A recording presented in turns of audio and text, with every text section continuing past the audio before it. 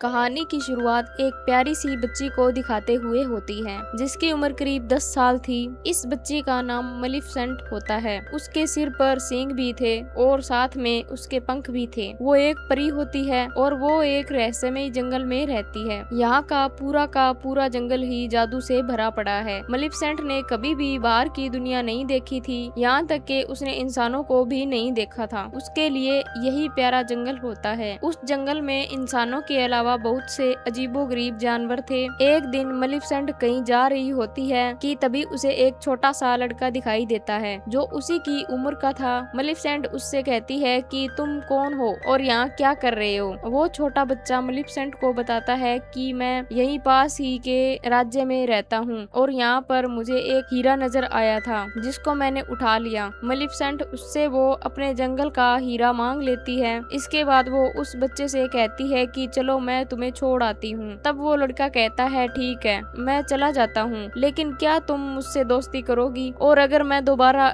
इस जंगल में आया तो क्या हम खेल सकते हैं? तब मलिफिसेंट कहती है यह जादुई जंगल है, इसलिए तुम्हारा यहाँ पर आना ठीक तो नहीं है। चलो ठीक है, इस बात के लिए सोचेंगे। अब जाने से पहले दोनों हैंडशेक करते हैं। तब मलिफिसेंट को कुछ करंट जैसा लगता है। वो इसलिए कि उस लड़के ने लोहे की रिंग पहनने की वजह से उसे करंट लगा था। मलिफिसेंट उसे बताती है कि लोहा परियों को जला देता है। अब वे दोनों रोज मिलते और खेलते कूदते। अब उन दोनों की दोस्ती और भी गहरी होती चली गई और इसी दौरान दोनों एक दूसरे को पसंद भी करने लगे। वक्त बीतता गया और मलिफिसेंट मूर देश की रक्षक बन गई और यहाँ स्टीफन मलिफिसेंट से दूर और इंसानों के फ्रेब और लालच भरी दुनिया में ले गई। मलिफिसेंट अक्सर अकेली ही रहती और स्टीफन के बारे में सोचती रहती क्योंकि उसने इंसानों की लालसा और ईर्ष्या को जाना ही नहीं था। अब यहाँ पर इंसानों के राजा मूर देश पर हमला करने अपनी सेना के साथ आगे बढ़ते जाते हैं, जहाँ पर मलिफिसेंट उनसे कहती है कि वापस चले जाओ। इस पर इंसानों का राजा कहता है कि मैं किसी फड़फड़ाती चिड़िया का हुक्म नहीं मानता। तभी राजा की सेना आगे बढ़ने लगती है और यहाँ पर मलिफिसेंट की भी सेना लड़ने के लिए आगे बढ़ने लगती है। अब यहाँ पर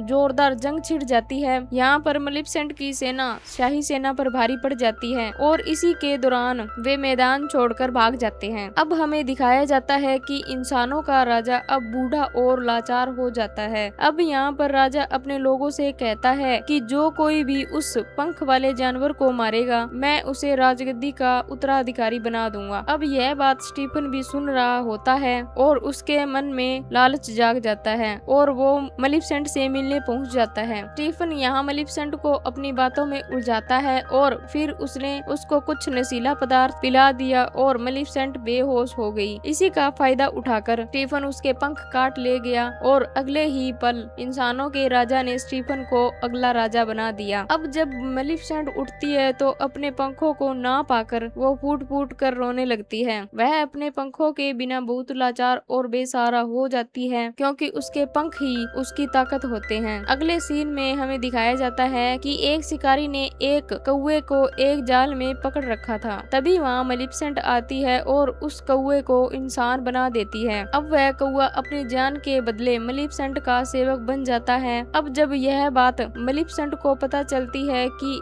स्टीफन ने राजा बनने के चक्कर में ये सब किया, तब वह बहुत गुस्सा करती है। अगले सीन में दिखाया जाता है कि राजा स्टीफन को एक बेटी हुई है और यह खबर मलिफिसेंट तक पहुँच जाती है। अब जल्द ही वह दिन भी आ जाता है जब राजा स्टीफन की बेटी का नामकरण होता है। नामकरण में हर तरह के लोग आए, यहाँ तक कि 3 परियां भी आई जो दोनों देशों में अमन चाहती थी। अब हम देखते हैं कि राजमहल में मलिफिसेंट भी आ जाती है और वो स्टीफन की बेटी को एक श्राप देती है कि इसकी 16वीं सालगिरह पर सूरज डूबने से पहले एक चरखे पर लगी सुई इसे चुभ जाएगी और इसे मौत जैसी नींद सुला देगी। लेकिन यह श्राप तब टूट पाएगा जब कोई सच्चे प्यार वाली किस इसे करेगा, तभी वो जाग सकेगी। अब मलिफिसेंट यहाँ से चली जाती है। महाराज स्टीफन ने रियासत के सारे चरखे जब्त कर दिए। अब महाराज स्टीफन ने अपने बेटी की जिम्मेदारी उन 3 परियों को सौंप दी जो उसे सबकी नजरों से दूर एक जंगल में 16 साल और 1 दिन तक पालेगी। स्टीफन ने अपने सिपाहियों को मलिफिसेंट को मारने चारों ओर भेज दिया, पर यहाँ मलिफिसेंट ने अपने मूर देश के चारों ओर ऐसी दीवारें बना रखी थी कि फिर कोई इंसान उन तक तक न पहुंच पाए। अब यहाँ परियां अरोरा को छोटी सी कुटिया में पालने लगी। अब हम देखते हैं कि यहाँ पर मलिफिसेंट भी आती है, जो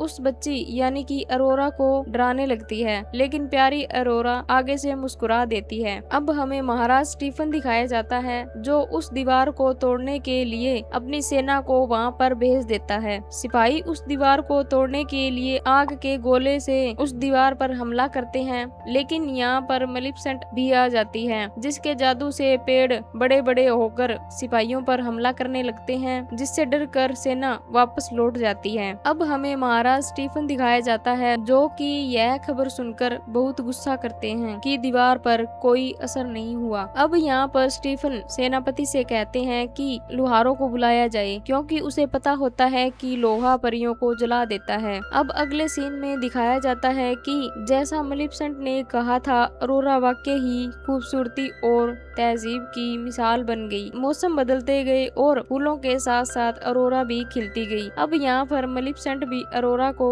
रोज छुप छुप कर देखती थी। अरोरा के मन में कई सवाल उठते थे, आखिर क्या है इस दीवार के पीछे, और स्टीफन के सिपाही भी लगातार कोशिश कर रहे थे उस दीवार को तोड़ने की। अब अगले सीन में हम मलिफिसेंट को देखते हैं, जो सिपाहियों को देखकर अपने कौवे को एक बड़ा भेड़िया बना कर भेज देती है, जिसे देखकर सारे सिपाही डर जाते हैं। अगले सीन में हमें राजा स्टीफन को दिखाया जाता है, जो पूरी तरह पागल होने की कगार पर था। वो अकेले ही कमरे में बातें करता रहता। अब अगले सीन में हमें दिखाया जाता है कि मलिफिसेंट अपने शराब को वापस लेने की कोशिश करती है, लेकिन वह नाकाम रहती है। अब हमें अरोरा और मलिफिसेंट को दिखाया जाता है, जो मलिफिसेंट से पूछती है कि क्या सारी परियों के ये पंख होते हैं। मलिफिसेंट कहती है हाँ। अरोरा कहती है फिर आपके पंख क्यों नहीं है। मलिफिसेंट कहती है कि मेरे भी पंख हुआ करते थे, जो चोरी हो गए। अगले सीन में हमें फिर से अरोरा और मलिफिसेंट को दिखाया जाता है। मलिफिसेंट जो अरोरा से कहती है कि ये दुनिया बहुत बुरी है और मैं तुम्हें इससे बचाना चाहती हूँ। तब अरोरा कहती है कि जब मैं बड़ी हो जाऊंगी मैं आपके साथ यहीं मूर देश में रहूंगी। इस पर मलिफिसेंट कहती है कि तुम अब भी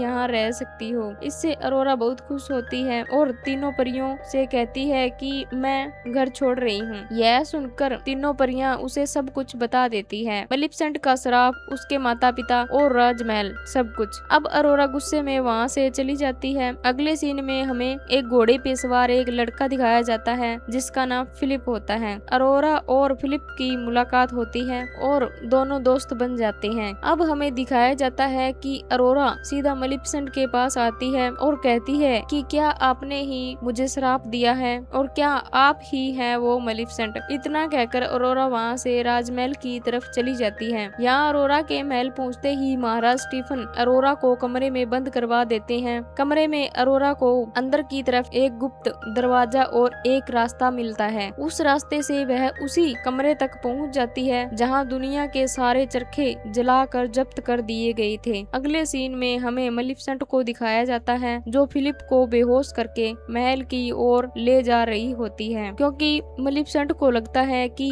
अरोरा का सच्चा प्यार फिलिप है। अगले सीन में अरोरा को दिखाया जाता है, जिसे वह चरखा मिल जाता है जिस पर वह सुई लगी होती है। वह उस पर अपनी उंगली रखती है और हमेशा के लिए बेहोश हो जाती है, जिसके बाद महाराज स्टीफन उन तीनों परियों पर गुस्सा करते हैं। अब मलिफिसेंट फिलिप को अरोरा के कमरे के बाहर गिरा देती है, जिससे तीनों परियां उसे अरोरा के पास ले जाती हैं और उसे अरोरा को किस करने के लिए कहती हैं, लेकिन उसके किस से कुछ नहीं होता। अब मलिफिसेंट अरोरा के पास जाती है और रोते हुए अरोरा को किस करती है, जिससे अरोरा जाग जाती है और यह खबर महाराज स्टीफन को भी मिल जाती है कि मलिफिसेंट महल में आ चुकी है। इसके बाद जब मलिफिसेंट जाने लगती है, तभी उसके ऊपर लोहे का जाल फेंक दिया जाता है, जिसके बाद वह अपने सेवक को ड्रैगन बना देती है, जो सिपाहियों पर आग उगलने लगता है, जिससे अरोरा वहाँ से भाग जाती है और उसी कमरे में छिप जाती है जिसमें